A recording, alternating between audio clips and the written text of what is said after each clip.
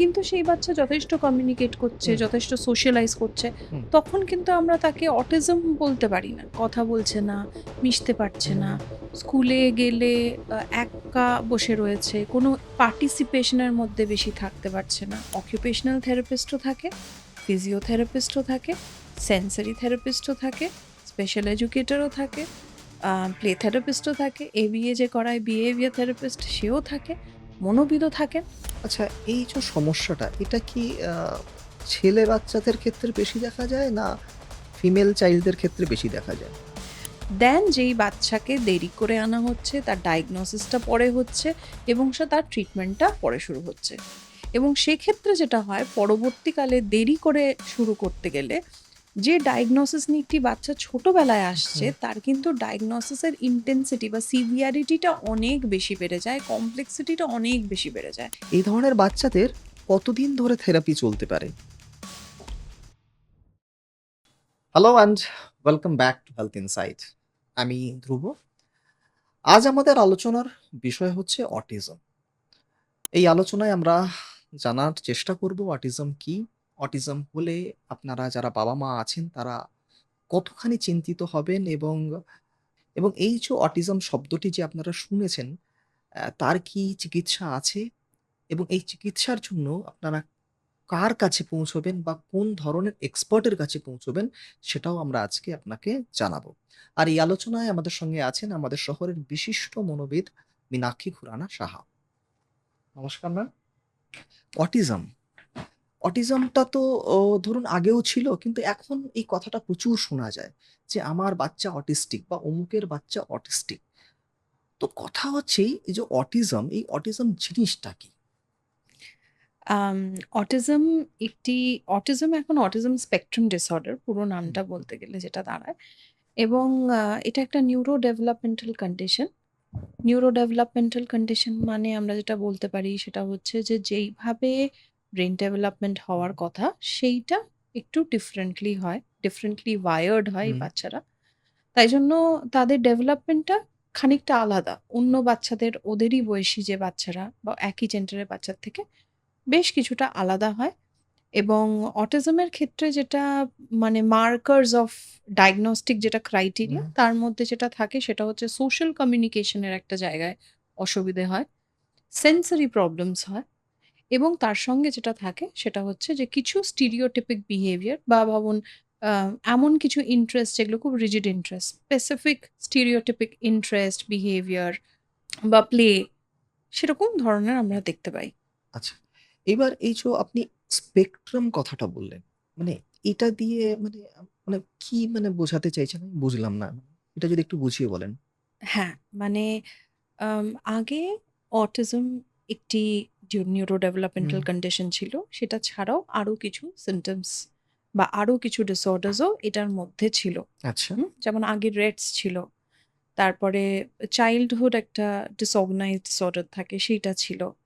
আম এবং এটার সঙ্গে একটা পিডিডি-এনওএস বলে, যেটা একটা পারভেসিভ একটা নিউরো ডেভেলপমেন্টাল কন্ডিশন, কিন্তু আদারওয়াইজ ওটাকে আমরা স্পেসিফিক্যালি কিছুর মধ্যে ফেলতে পারি না।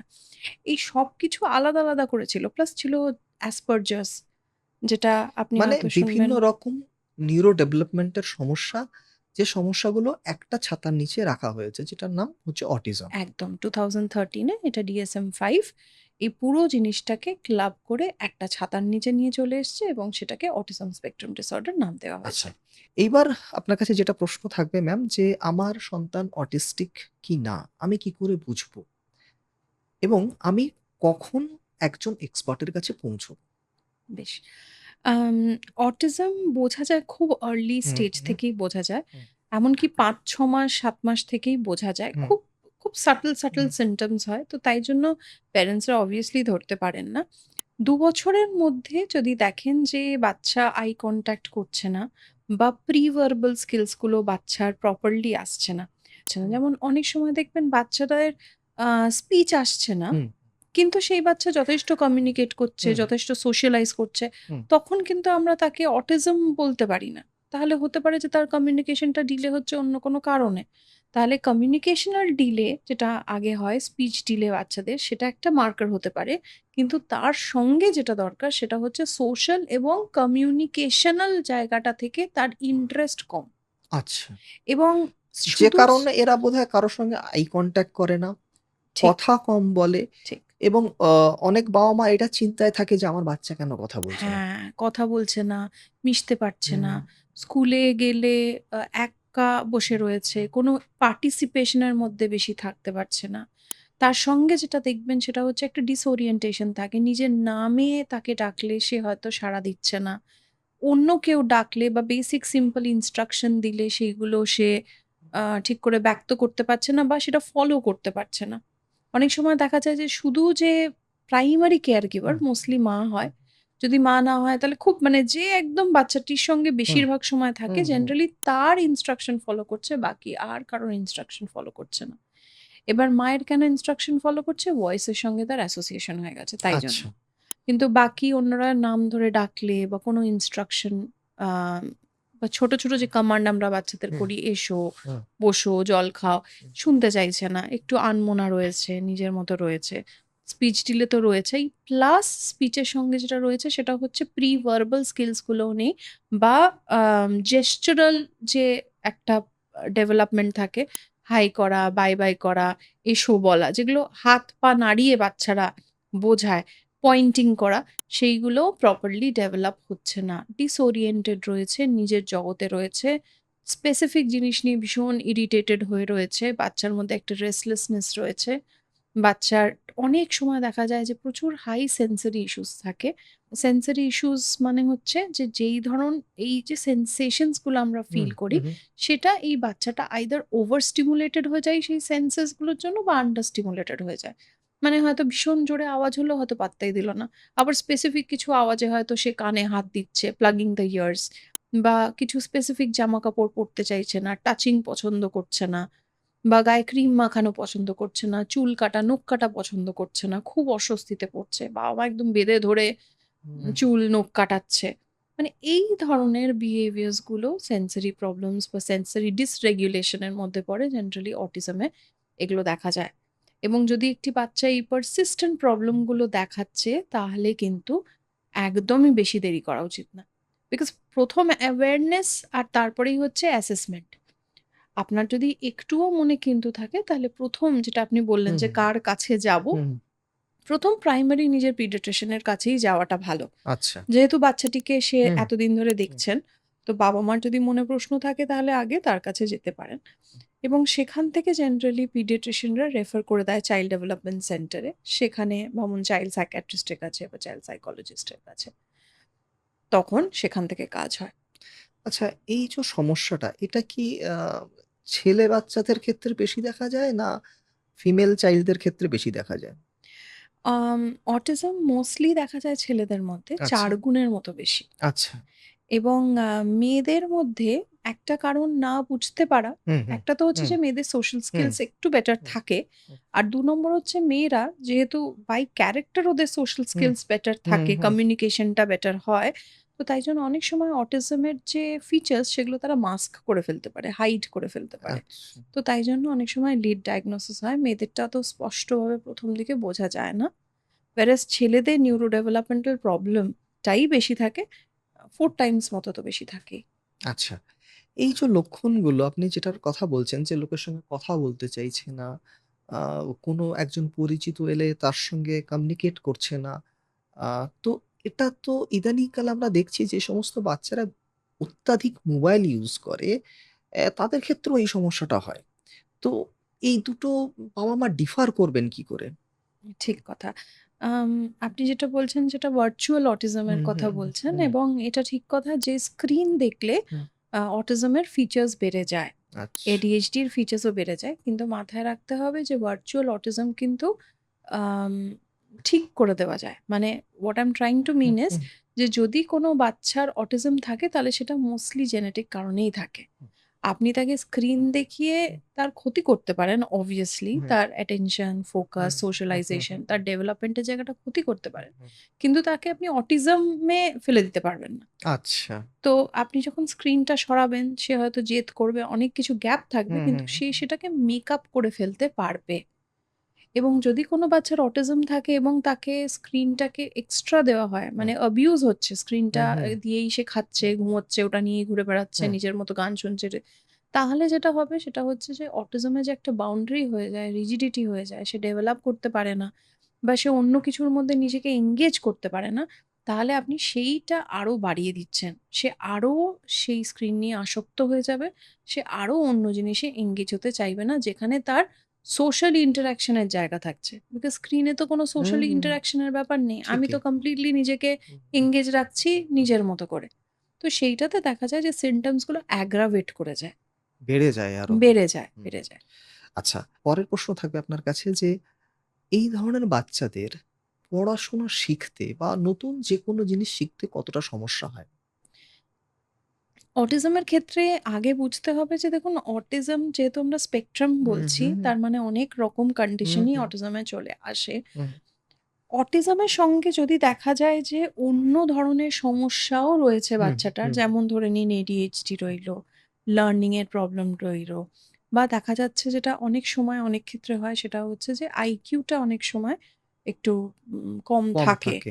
তো ইন দোজ কেসেস কন্ডিশনস গুলো অ্যাগ্রাভেট বেশি হয় হুম, বা কমপ্লেক্স হয়ে হুম, যায়। তখন পড়াশুনো বা কোনো জিনিস শিখতে অসুবিধে হয়।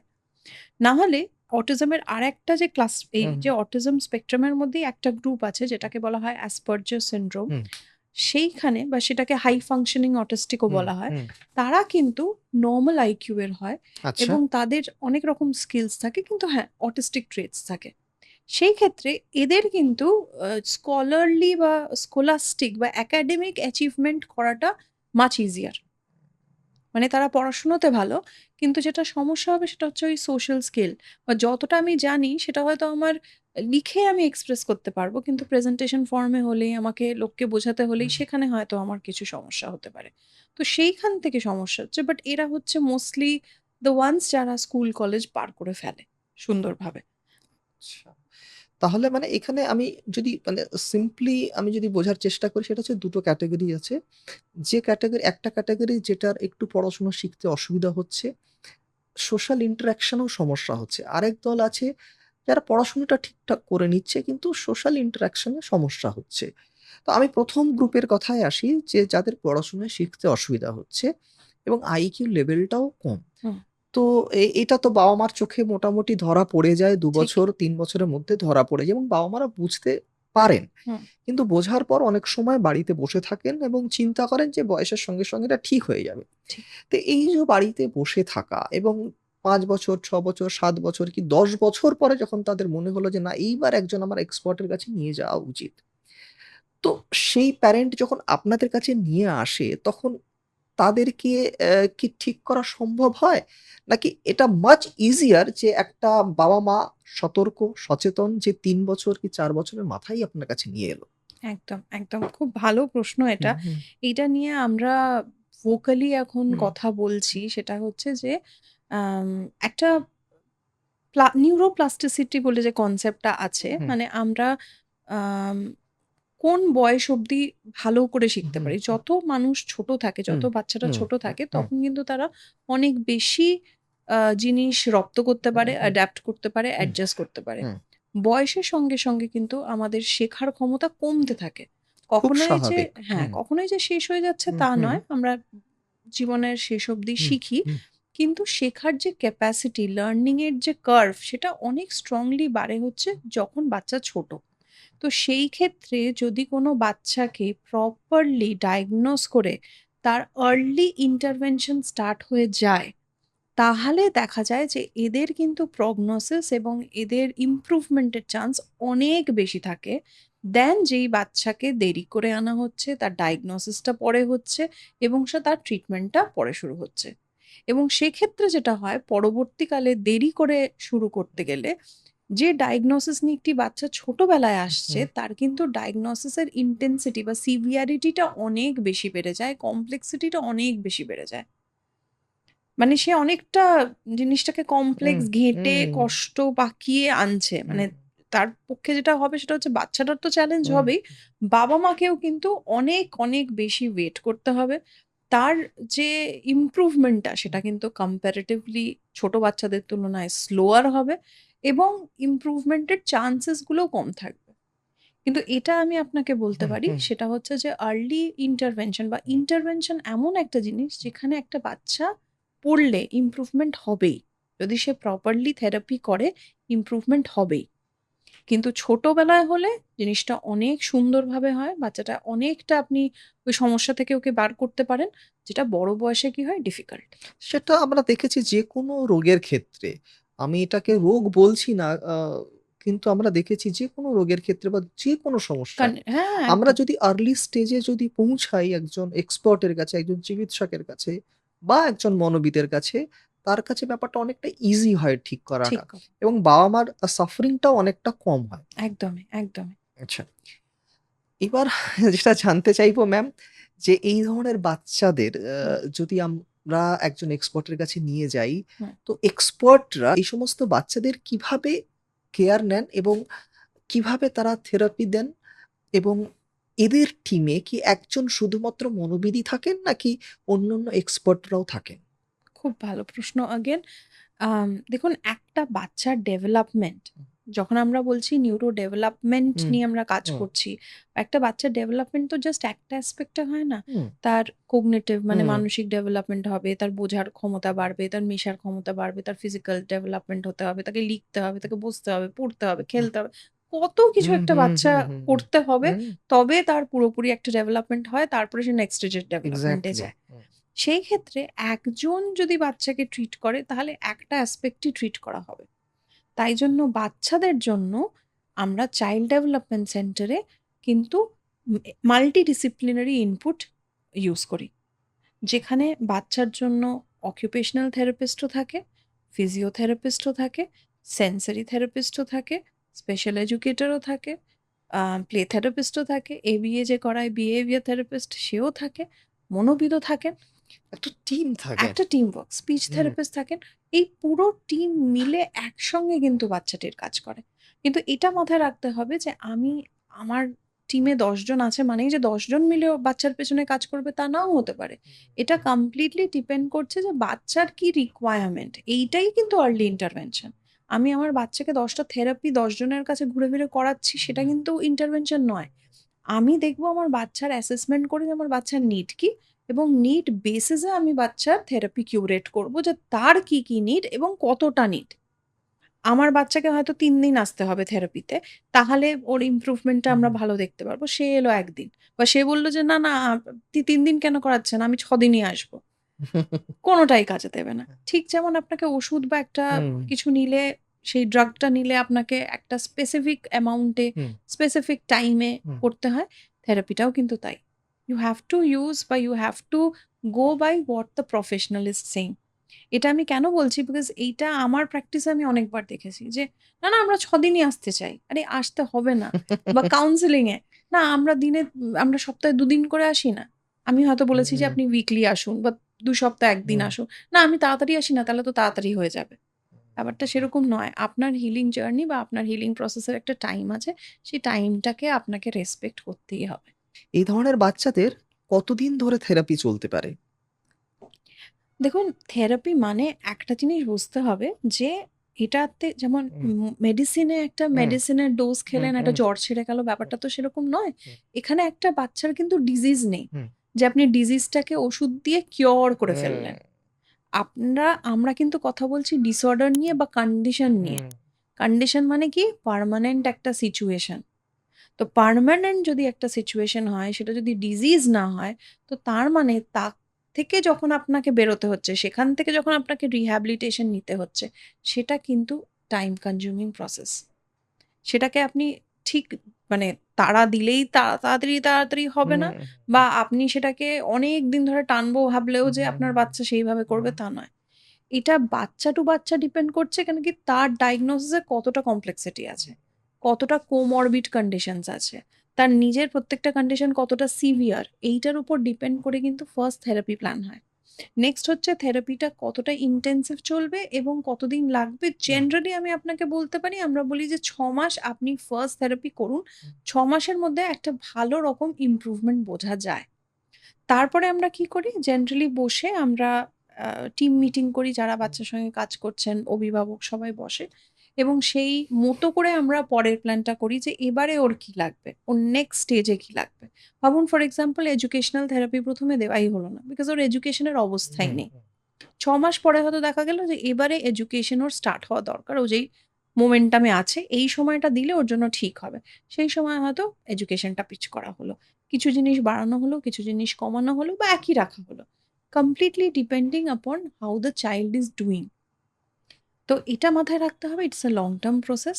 আমাদের এরকম বাচ্চারাও আছে যারা অটিজমের জন্য মডারেট অটিজম লেভেল রয়েছে এবং সেই নিয়ে সেই বাচ্চাকে স্কুল চেঞ্জ করতে হচ্ছে, বিকজ স্কুল রাখতে চাইছে না, বাচ্চা কিছুতে অ্যাডাপ্ট করতে পারছেন না।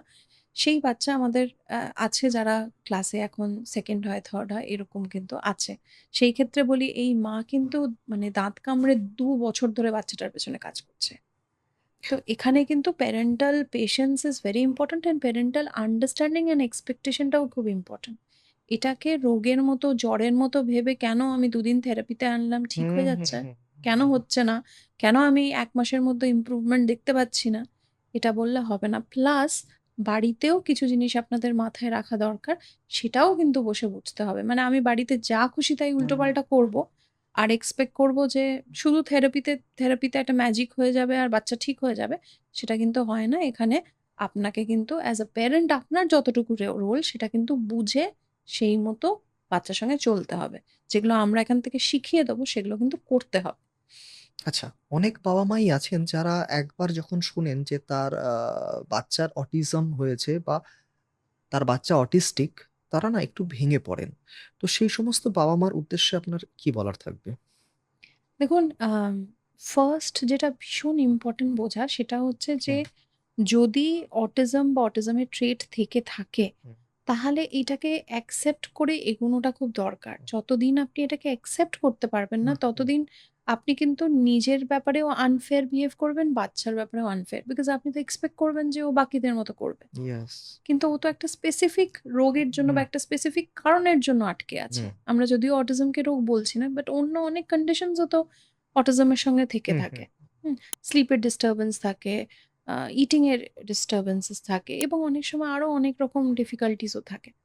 হেন্স আগে অ্যাকসেপ্টেন্সটা খুব, খুব ইম্পোর্টেন্ট, প্যারেন্টাল হুম, আন্ডারস্ট্যান্ডিংটা এবং তারপরে সেটাকে নিয়ে একটা অ্যাকশন নেওয়া। আপনি যত ওয়েট করবেন আপনি জানবেন যে আপনার বাচ্চার থেকে আপনি সেই ইম্পোর্টেন্ট মুহূর্তগুলো কেড়ে নিচ্ছেন, যেটা ওর উইন্ডো অফ অপরচুনিটি বেসিক্যালি। একটা কিছু বেটার হওয়ার অপরচুনিটি যেটা আপনি নিজেকেও দিচ্ছেন না, নিজের বাচ্চাটিকেও দিচ্ছেন না ভয় পেয়ে। বিকজ এটা প্রচুর হয় এবং ফ্যামিলি সাপোর্ট হিসেবে আমরা জানি যে ফ্যামিলি বলছে, "আরে তোমার হাসব্যান্ডও দেরি করে কথা বলেছিল, হুম। তোমার মামাও দেরি করে কথা বলেছিল, দেরি করে এটা করেছিল, কিছুই ব্যাপার না। ওরা তো এখন করছে।" তোমার ছেলেকে বড় হতে দাও বা মেয়েকে বড় হতে দাও, ঠিক হয়ে যাবে। একেবারেই ঠিক হয় না। সিচুয়েশন আরো কমপ্লেক্স হয়ে এই একটা ফাঁকে যেটা হয় যেই ডেভেলপমেন্টটা তারা একজন এক্সপার্টের কাছে বা একটা টিমের কাছে গেলে পেতেন, সেটা হয় না এবং ভবিষ্যতে সেই বাচ্চাটির অনেক ক্ষতি হয়ে যায়। একদমই। আচ্ছা ম্যাম, আমার কিছু ছোট, ছোট প্রশ্ন আছে আপনার কাছে। ১ম প্রশ্ন থাকবে যে এটা অনেকে মনে করে যে ব্যাড প্যারেন্টিং এর কারণে অটিজম হতে পারে। কতটা সত্যি? মিথ। আচ্ছা, এটা ভুল। ভুল। আচ্ছা, ওকে ফাইন। কিন্তু হ্যাঁ, এটা ইম্পোর্টেন্ট যে সঠিক প্যারেন্টিং দরকার যদি আপনার বাচ্চার, যেকোনো বাচ্চা deserves a right hmm, hmm, kind of hmm, hmm, hmm. Parenting. কিন্তু যদি আপনার বাচ্চার অটিজম থাকে তাহলে মুড মর্জির মতো প্যারেন্টিং করলে তো কোনোভাবেই হবে না। আচ্ছা, কিন্তু ব্যাড প্যারেন্টিং এর জন্য অটিজম হয় না। আচ্ছা। অটিস্টিক যে সমস্ত চাইল্ডরা আছে তাদের জন্য স্পেশাল স্কুল লাগে। নরমাল স্কুলে তারা পড়তে পারবে না। মিথ। আচ্ছা। আমাদের কাছে এখানে আপনি মোস্ট যেমন অফ দ্যা বাচ্চা, বললেন আপনি, হ্যাঁ। হ্যাঁ, মোস্ট অফ দ্যা আহ বাচ্চা, মোস্ট কেন সবই মোটামুটি আ নরমাল স্কুলে পড়ে, সিবিএসই, আইসিএসই বোর্ডে পড়ে এবং করছে তো। আচ্ছা, অটিস্টিক যত বাচ্চা আছে প্রত্যেক বাচ্চার কিন্তু আইকিউ লেভেল কম। Myth again. সবার আইকিউ কম থাকে না। কিন্তু হুম, হ্যাঁ, কিছু জনের কম থাকে। ওকে। আরো একটা জিনিস সেটা হচ্ছে এই যারা অটিজমে আক্রান্ত বা যাদের যে সমস্ত বাচ্চারা অটিস্টিক হ্যাঁ, তাদের ইমোশনস বলে কিছু থাকে না। একদম ভুল। তাদের ইমোশনস থাকে। তাদের যেটা সমস্যা হয় ইমোশনাল রেগুলেশন বা নিজের ইমোশনটাকে রেগুলেট করতে বা প্রপারলি ব্যক্ত করতে। বিকজ সোশ্যালাইজেশন বা সোশ্যাল পার্টটা যেহেতু অসুবিধে বা কমিউনিকেট করতে হুম, গিয়ে হুম, যেহেতু ওদের ব্যারিয়ার হুম, আছে, তাই জন্য হুম। ওদের ইমোশনটা লোকে বুঝতে পারে না বা ওরাও বেচারারা ঠিক করে বোঝাতে পারে না। তার জন্য ট্রিটমেন্ট আছে। সেগুলো শেখালে ধীরে, ধীরে বাচ্চারা কিন্তু প্রপারলি নিজের ইমোশনকে ম্যানেজ করতে পারে। ওকে। একদম ইমোশন থাকে। আচ্ছা, খুব সেনসিটিভ হয়। আচ্ছা। শেষ প্রশ্ন সেটা হচ্ছে যে এই সমস্ত বাচ্চাদের যদি দ্রুত একজন এক্সপার্টের কাছে বা একজন মনোবিদ বা একজন সাইকিয়াট্রিস্ট বা একজন চিকিৎসকের কাছে আনা যায়, তাহলে এরা নাকি পুরোপুরি ভালো হয়ে যায়। যদি দেখুন পুরোপুরি ভালো হওয়ার ব্যাপারটা তো থাকছে না। হুম। বিকজ আমরা বললাম এটা একটা condition, condition, permanent condition. Permanent condition. কিন্তু হ্যাঁ, যত ছোটবেলায় আনা যায়, যত তাড়াতাড়ি তাড়াতাড়ি চিকিৎসা স্টার্ট হয়, এদের ইমপ্রুভমেন্টস তত বেশি হয়। এরা তত তাড়াতাড়ি নিজের পোটেনশিয়াল যেটা নিয়ে সে জন্মেছে হুম। সেটা পোটেনশিয়েট করতে পারে। ওকে। এই অটিস্টিক বাচ্চারা কোন লেভেল অবধি যেতে পারে? মানে এ সেটা একাডেমিক হতে পারে বা স্পোর্টস হতে পারে বা অন্যান্য ক্ষেত্রে। এই সমস্ত বাচ্চারা কতদূর পর্যন্ত এগোতে পারে? যদি সঠিক সাপোর্ট পায়? যদি সঠিক সাপোর্ট থাকে এবং যে আমরা কন্ডিশনস গুলো ডিসকাস করলাম, যেমন ভাবুন যাদের হাই ফাংশনিং, যাদের আইকিউটা ভালো হুম, হুম, আছে, হুম। তারা স্কুল, কলেজ, চাকরি সবই করতে পারে। মানে বড়, বড় জায়গা অব্দি হুম, যেতে পারে এবং আমরা জানি কিছু, কিছু ফেমাস নেমস আছে। আমি স্পেসিফাই হুম, করছি না হুম, কারণ হয়তো উচিত হবে হুম। না। বাট দেখছেন তো যে তারা প্রচুর ওয়ার্ল্ড বড়, রুল বড় নাম করছে। আছে। হ্যাঁ, বড়, বড় নাম অ্যাক্টর আছে। আছে, ক্রিকেটার আছে, অ্যাবসোলিউটলি। আ সায়েন্টিস্ট আছে, সায়েন্টিস্ট আছে, এন্টারপ্রেনিউর্স হ্যাঁ, আছে। প্রচুর আছে। হ্যাঁ, আমিও নাম করছি না আরকি। হ্যাঁ, যারা হ্যাঁ। একটু আ এটা নিয়ে পড়াশোনা করছেন তারা জানেন, আর যারা জানেন না আপনারা একটু গুগল করলেই আপনারা দেখতে পারবেন। তো thank you so much ma'am এত প্লেজার। সুন্দর করে প্রত্যেকটা বিষয় আমাদের বুঝিয়ে দেওয়ার জন্য। অটিজম নিয়ে যদি এরপরও আপনাদের কোনো প্রশ্ন বা জিজ্ঞাসা থাকে আপনারা অনায়াসে কমেন্ট বক্সে লিখে জানাতে পারেন। ম্যামের একটি নাম্বার আমরা দিয়ে রাখলাম ডেসক্রিপশন বক্সে। আপনারা চাইলে সেখানেও যোগাযোগ করতে পারেন। আজ এ পর্যন্তই। আবার দেখা হবে অন্য কোনো দিন, অন্য কোনো এপিসোডে।